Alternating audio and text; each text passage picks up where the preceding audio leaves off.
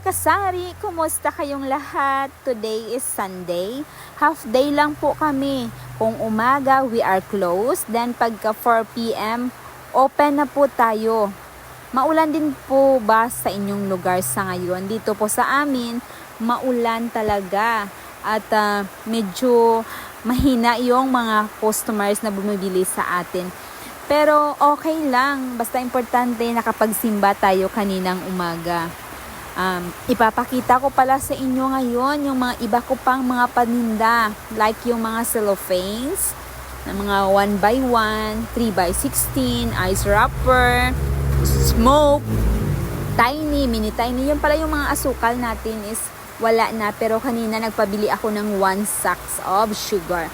Then ito yung ating mga plastic cups, at ito din yung ating mga 5x10 na mga cellophanes. Ito yung ating mga cartolinas, different colors na mga cartolina, at saka yung ating foil tray.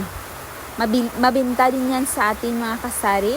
So bubuksan ko ang ating glass. Ito yung laman, mga school supplies, kagaya ng mga Manila paper, mga plastic envelope na may holder.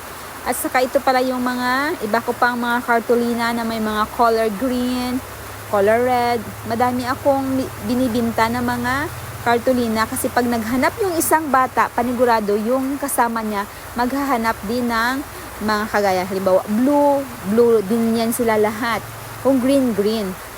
At ito din yung aking mga yung mga tawag nito, crepe paper.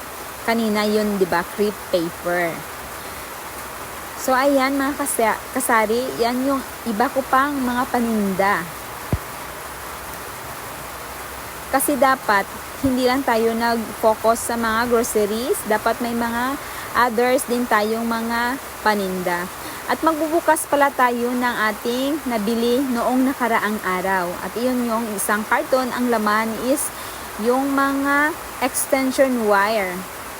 Bumili lang ako ng 4 na 4 gangs, at saka 4 na 3 gangs, at saka 3 2 gangs.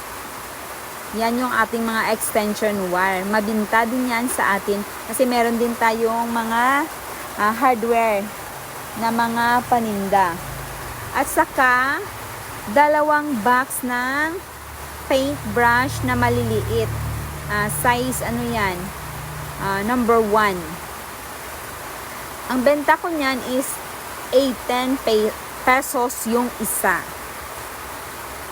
Malaki po yung tubo natin dyan. Ang kapital niyan is, I think it's only 8 pesos. So binibinta natin ng 18. Mayroon tayong tubo na 10 pesos sa isang item.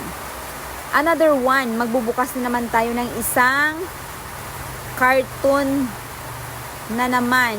Yan yung aking ate. Siya yung aking katulong dito sa ating tindahan. 1 pad of stickers. At saka 1 pad ng sabon na maliliit. 1 pad of cutter. Binibinta natin ng 18 pesos. Salamin na may brush. At saka 2 masking tape. At saka isang pad na rugby. Ang binta natin ng rugby is 20 pesos yung isa. At saka 6 na brush, binibinta natin ng 35 each. At saka yung nail cutter, 1 dozen, binibinta natin yan ng 40 pesos. Isang dosinang pito. Ang benta natin dyan is 15 pesos each. At saka lighter. Yung lighter dito sa amin mga kasari is 210 yan. Yung laman is 50 pesos. Binibinta natin ng 10 pesos.